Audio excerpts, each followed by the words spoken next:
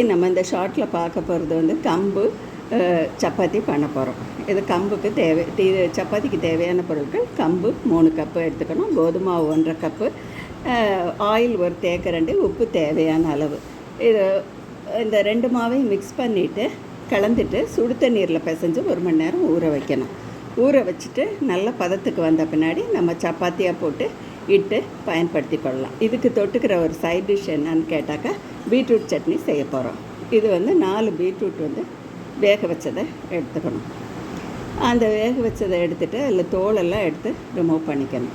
அப்புறம் பெரிய வெங்காயம் பொடியாக 2 எடுத்து பொடியாக நறுக்கலாம். தக்காளி 2 எடுத்துக்கலாம். பூண்டு ஒரு பல் எடுத்து நம்ம இது பண்ணி உரித்து வச்சுக்க வேண்டியது. இஞ்சி ஒரு துண்டு, உளுத்தம்பருப்பு 1 டீஸ்பூன், கடலப்பருப்பு 1 டீஸ்பூன், வரமிளகா 6 வரமிளகா, உப்பு தேவையான அளவு, எண்ணெய் 1 டீஸ்பூன். இதெல்லாம் சேர்த்து ஒரு வாணலியில் போட்டு பொன்னிறமாக வறுத்து எடுக்கணும். எடுத்ததும் ஆறின பின்னாடி நம்ம மிக்சியில் போட்டு அரைச்சிட்டாக்க சுவையான ஆரோக்கியமான பீட்ரூட் சட்னி ரெடி.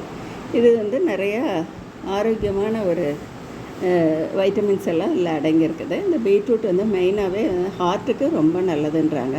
பீட்ரூட் சாப்பிட்ட பின்னாடி நம்ம இசிஜியெல்லாம் எடுத்து பார்க்குறப்ப அந்த இதயத்தோட ஓட்டம் வந்து அதிகரிச்சிருக்கு அப்படின்னு சொல்லி லேட்டஸ்ட்டாக ஒரு ஆய்வெல்லாம் நமக்கு சொல்லுது.